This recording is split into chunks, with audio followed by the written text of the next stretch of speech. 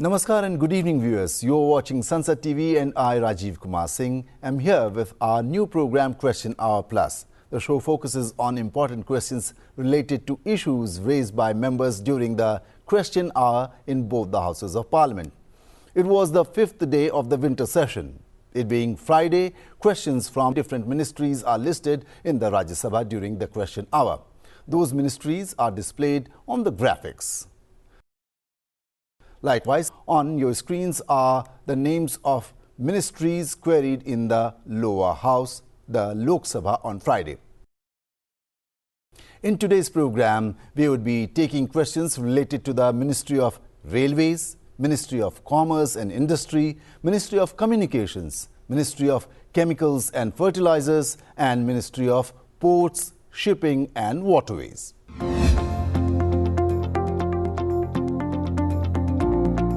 In the Rajya Sabha, a question related to operational routes of Vande Bharat Express trains was asked by R. Dharmar of the AIADMK from Tamil Nadu. He wanted to know from the Minister of Railways the details of operational routes of Vande Bharat Express trains in the country. He also inquired whether the government is planning to expand the network of Vande Bharat Express trains within the country, and if so, the details thereof, along with its response, and whether the government has planned to operate Vande Bharat sleeper trains within the country. The ministry in its reply informed the Rajya Sabha that as on 4th of December 2023, 68 Vande Bharat train services are running across the Indian Railways, connecting states having broad gauge electrified network. Numerous train routes have been established across India, connecting major cities such as New Delhi, Varanasi, Shri Mata Vaishno Devi, Katra, Mumbai, Gandhinagar, Mysuru, Nagpur, New Jalpaiguri, Sainagar Shirdi, Solapur, Coimbatore, Tirupati and more. Expansion and introduction of train services including Vande Bharat Express is contingent on operational feasibility, traffic justification and resource availability. The ministry further informed the House that the introduction of train services including Vande Bharat Express services and its variants is an ongoing process over Indian Railways subject to operational feasibility, traffic justification, resource availability, etc. The Vande Bharat Express has emerged as the preferred mode of transportation among all age groups of passengers. Since its debut, the train has consistently recorded exceptional occupancy rates. Apart from Vande Bharat, the Railways has worked on many other fronts. The Vista Dome coaches have been introduced, providing world-class experience to travelling passengers. Close to 90 Vista Dome coaches are available on various sections across the railway network of the country. Railway freight revenues have witnessed a staggering 27.75% increase in just 2 years, registering a revenue of over rupees 2.44 lakh crore in 2022-23 as compared to rupees 1.91 lakh crore in 2021-22, following the mantra "Hungry for Cargo." Under mission 100% electrification, India is now the largest green railway network in the world, registering an increase of 2.76%. 6,542 route kilometer has been achieved during 2022-23. Previous highest electrification was 6,366 RKM during 2021-22. An average daily track laying of 14.4 kilometers per day has been achieved.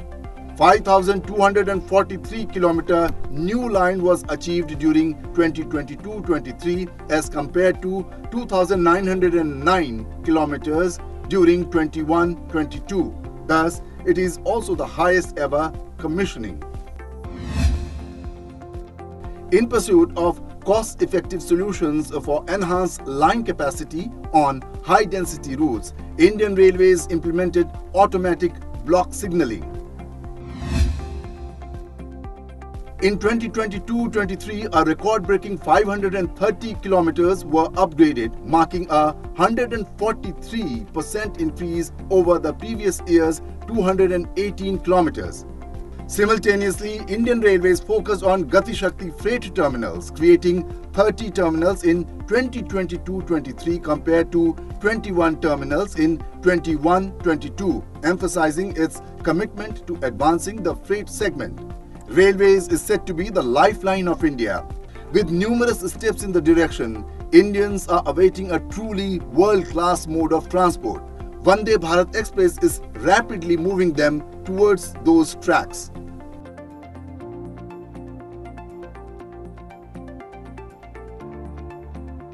In the upper house, Rajya Sabha, BJP member from Uttar Pradesh Seema Dwivedi and Dr. Sikandar Kumar from Himachal Pradesh asked a question related to growth of startup ecosystem.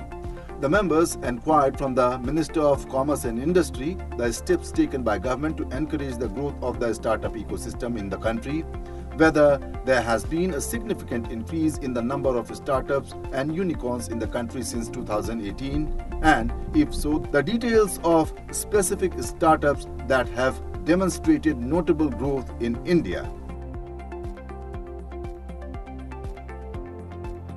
The ministry in its reply informed the Rajya Sabha that the Startup India initiative was launched in January 2016 with the objective of building a strong ecosystem for nurturing innovation, startups and encouraging investment in the startup ecosystem of the country. In order to achieve these objectives, the government unveiled a Startup India action plan comprising of schemes and incentives envisaged to create a vibrant startup ecosystem in the country. The action plan comprises of 19 action items spanning across areas such as simplification and hand-holding, funding, support and incentives, and industry, academia, partnership and incubation. The Department for Promotion of Industry and Internal Trade (DPIIT) has recognized startups which are spread across 56 diversified sectors. More than 15% of these startups are in sectors such as agriculture, healthcare and life sciences, automotive, telecommunication and networking, computer vision, etc. Over 7,000 recognized startups are in sectors like construction, household services, logistics, real estate and transportation and storage, contributing towards urban concerns. Various programs have been undertaken to strengthen the startup initiative. Fund of Funds for Startups scheme with a corpus of rupees 10,000 crore have been established to meet the funding requirements of startups.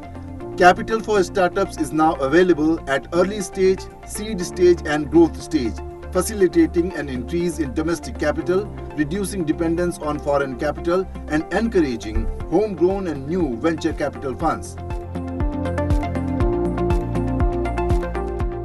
Over 50 regulatory reforms have been undertaken since 2016 to enhance ease of doing business, ease of raising capital and reduce compliance burden for the startup ecosystem. 80% rebate in filing patents and 50% rebate in filing of trademark vis-a-vis other companies have been provided to startups. Self-certification of compliance under 9 labour and 3 environment laws for a period of 3 to 5 years from the date of incorporation has been permitted. Income tax exemption to recognize the startups for a period of 3 consecutive years has been permitted. Over 17 countries provide a soft landing platform for startups from the partner nations and aid in promoting cross-collaboration. The innovative ventures of startups in India continue to redefine industries, create employment opportunities and contribute to the economic growth of the nation, driving India towards a global economic powerhouse.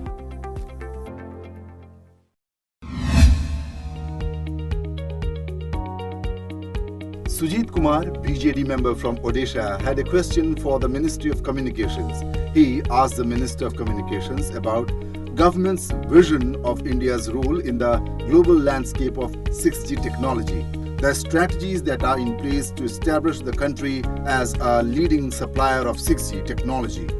The member also inquired about the details of a specific area of 6G technology that have been covered in the patents secured by India. In its reply, the ministry informed the Rajya Sabha that the government has unveiled the Bharat 6G Vision document aiming to design, develop and deploy 6G network technologies for ubiquitous, intelligent and secure connectivity. The objectives focus on affordability, sustainability and ubiquity in line with the Atmanirbhar Bharat vision.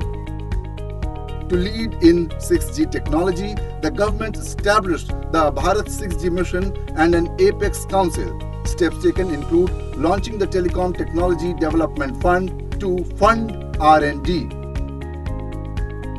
TTDF funds and 6G test beds have been approved, sanctioning 100 5G and beyond labs and contributing to international frameworks like ITU IMT 2030.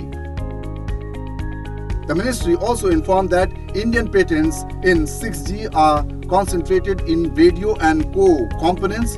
The government invests in indigenous capabilities through schemes like TTDF and Digital Communication Innovation Square. The Bharat 6G Alliance B6GA promotes the ecosystem and a collaboration with the NextG Alliance of the USA explores opportunities in 6G wireless technologies. The telecom sector is one of the brightest spots in India. Various citizens and industry-centric reforms have led to transparent spectrum auction of over 1.5 lakh crore in record time of 42 days and over 2.7 lakh 5G sites in 9 months, which is one of the fastest rollout in the world. With Bharat 6G Alliance, India is now poised to lead in 6G technology. In the past 9 years, various reforms in the telecom sector, which include structural, procedural reforms and relief measures, has led to its transformation as a sunrise sector. These include record spectrum auction. Transparent spectrum auctions generated over rupees 1.5 lakh crore in just 42 days. An impressive 2.7 lakh 5G sites deployed in just 9 months, marking one of the fastest rollouts globally. India is poised to lead in 6G technology with Bharat 6G Alliance. Data costs have been slashed from rupees 300 per GB in 2014 to rupees 10 per GB in 2023. Right-of-way permissions reduced from 230 days to 9 days. FDI in the telecom sector surged to $24 billion. Rupees 2.25 lakh crore invested in 5G spectrum allocation to telecom service providers completed within 24 hours post-auction. BSNL, now a market stabilizer, is operating with profits. India exports technology to 12 countries including the USA. 4G footprint reaches 99% with ongoing efforts to achieve 100% connectivity. Japan aligns with India on the country's digital payment system. Nearly 1.5 lakh broadband connections provided in rural regions. Over 1,600 crore invested in telecom manufacturing under the PLI scheme. India pioneers zero-latency advanced optical communication for applications like telemedicine and telesurgery, with over 200 patents in 6G technology. In essence, India is dedicated to ensuring digital and mobile inclusivity, empowering citizens through a last-mile digital revolution and rapidly expanding mobile and digital services nationwide. Lallu Singh, BJP member from Faizabad, Uttar Pradesh, raised a question related to production capacity of nano-urea fertilizer in the Lok Sabha. The member asked the Minister of Chemicals and Fertilizers whether the government has notified nano-urea in the Fertilizer Control Order 1985.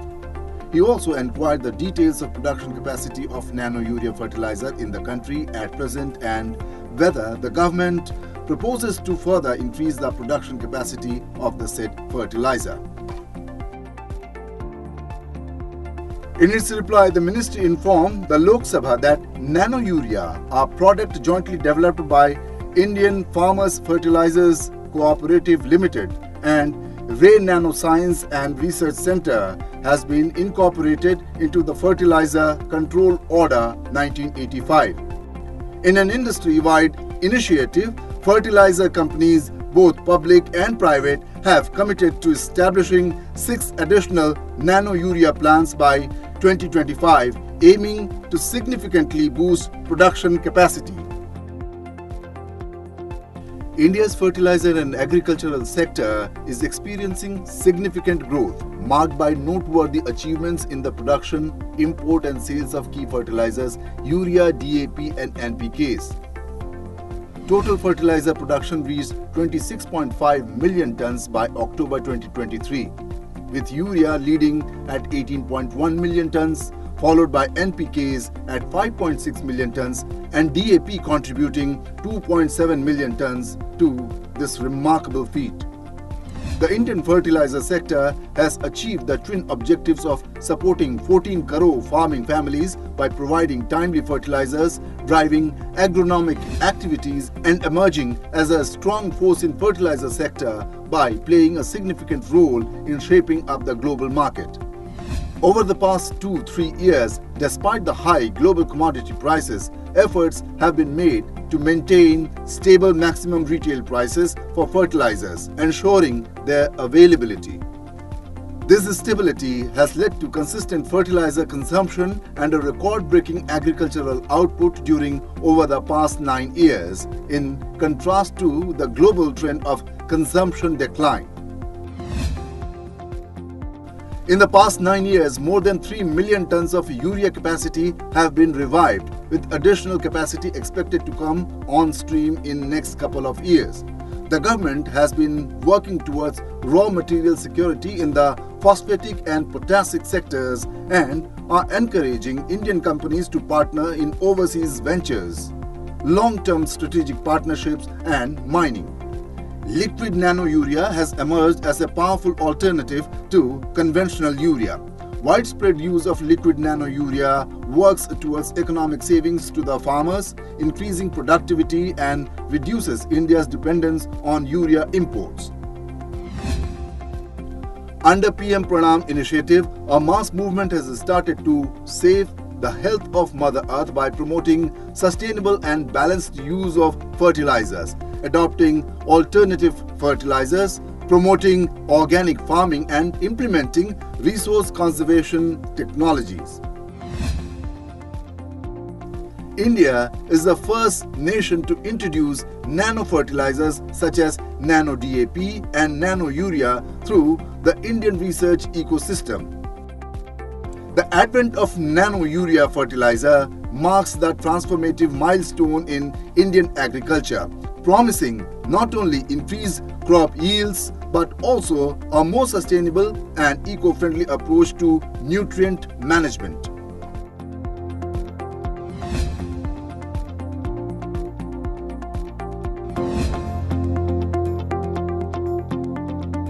In the Lok Sabha, PC Mohan, BJP member from Chikpet in Karnataka, asked a question related to promotion of shipbuilding. He asked the Minister of Ports, Shipping and Waterways the current status of shipbuilding industry in India. He also inquired the measures taken by the government to promote and support the shipbuilding industry, particularly in terms of enhancing competitiveness and innovation, and the initiatives, regulations implemented by the government to promote sustainable and eco-friendly practices in the shipbuilding industry. The ministry in its reply informed the Lok Sabha that 34 shipyards in India have collectively constructed and delivered 780 vessels over the past decade. The Shipbuilding Financial Assistance Policy (SBFAP) scheme has seen participation from 31 shipyards, with over 170 online applications submitted since 2016 for more than 250 vessels serving both domestic and international markets.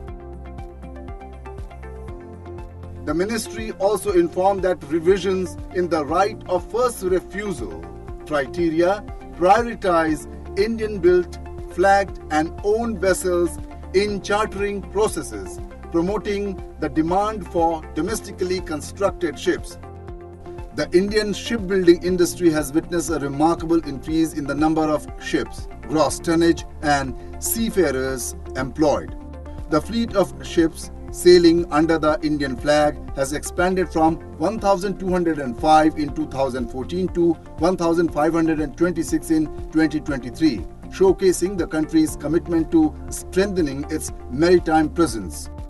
The growth has been accompanied by a significant rise in gross tonnage, increasing from 10.3 million metric tons in 2014 to 13.7 million metric tons in 2023, reflecting the enhanced capacity and scale of operations. The number of Indian seafarers has grown from over 1,17,090 in 2014 to a remarkable over 2.5 lakh in 2022,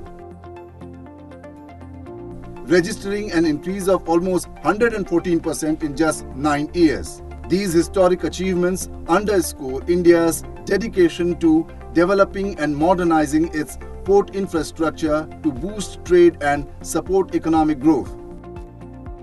95% of India's trading by volume and 70% by value is done through maritime transportation. For smooth and efficient trading, most modern and advanced port infrastructure is of paramount importance. Smart ports are the future, and the country has made significant strides towards this goal. India plans to be the global hub for green shipbuilding by 2030. Green Ports Initiative is to develop green logistics supply chain. The focus is on AI, renewable, green energy and energy efficiency. Towards this effort, the GRSE Accelerated Innovation Nurturing Scheme 2023 spearheads a transformative initiative in the ship design and construction industry. Now let us take a look at what, apart from question hour, took place in the Parliament today. Acting on the report of the Ethics Committee on a cash for query case on the 5th day of the winter session, the lower house expelled TMC member Mahua Moitra by a voice vote. 43 members have lost their memberships of Parliament since 1988. Amidst protests from opposition members, the Lok Sabha was adjourned for the day around 3 p.m. Lok Sabha Speaker Om Birla on Friday accepted the resignation of BJP MPs Baba Balaknath and Renuka Singh, who recently won assembly elections from their home states. In the Rajya Sabha, private member bill seeking to repeal the Waqf Act 1995 was introduced in the Rajya Sabha. The Waqf Repeal Bill 2022 was moved for introduction by BJP member Harnath Singh Yadav. This was opposed by members of several opposition parties. The introduction of the bill was approved after 53 members, mostly from the Treasury benches, voted in favour while 32 opposed the move. Mr. Yadav later introduced the bill. That is all we have in our program Question Hour Plus for today. Keep watching Sansad TV. Namaskar.